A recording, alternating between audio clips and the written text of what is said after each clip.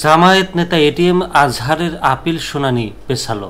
কালবেলার খবর, ৭১-এর মহান মুক্তিযুদ্ধে মানবতা বিরোধী অপরাধের মামলায় মৃত্যুদণ্ডের রায়ের বিরুদ্ধে জামায়াত নেতা এটিএম আজহারুল ইসলামের আপিল শুনানি আগামী ৬ মে ধার্য করেছেন আপিল বিভাগ। জামায়াতের কিন্তু একটা বড় অপবাদ যুদ্ধবিরোধী কাজকর্মের বা যুদ্ধের সময় হত্যা, মৃত্যু, তারপর মানবতা অপরাধের মামলা আছে। এটা বড় একটা আগামী নির্বাচনের জন্য বড় একটা বাধা বলতে পারেন। মঙ্গলবার ২২ এপ্রিল প্রধান বিচারপতি ডক্টর সৈয়দ রিফাত আহমেদের নেতৃত্বে ৪ বিচারপতির আপিল বেঞ্চ এ আদেশ দেন।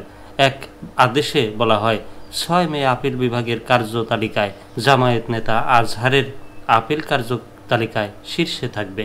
চলতি বছরের ২৬ ফেব্রুয়ারি মানবতা বিরোধী অপরাধের মামলায় জামায়াত নেতা এটিএম আজহারুল ইসলামের মৃত্যুদণ্ডের রায়ের বিরুদ্ধে আপিল শুনানির অনুমতি দেন দেশের সর্বোচ্চ আদালত।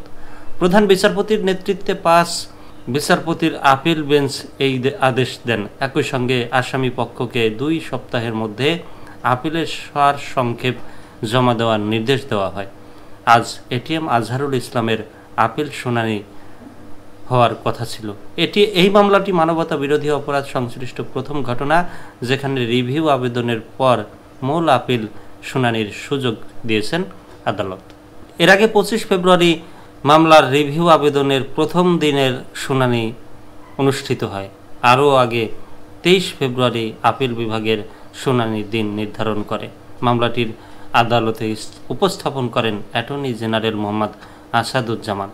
শুনানিকালে চিফ প্রসিকিউটর মোহাম্মদ তাজুল ইসলাম ও আসামির পক্ষ থেকে আইনজীবী মোহাম্মদ শিশির মনির উপস্থিত ছিলেন।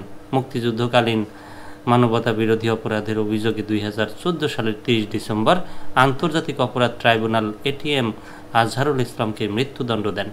এই রায়ের বিরুদ্ধে করা আপিল শুনানির পর ২০১৯ সালের ৩১ অক্টোবর এটিএম আজহারুল ইসলামের মৃত্যুদণ্ড বহাল রাখেন সুপ্রিম কোর্টের আপিল বিভাগ।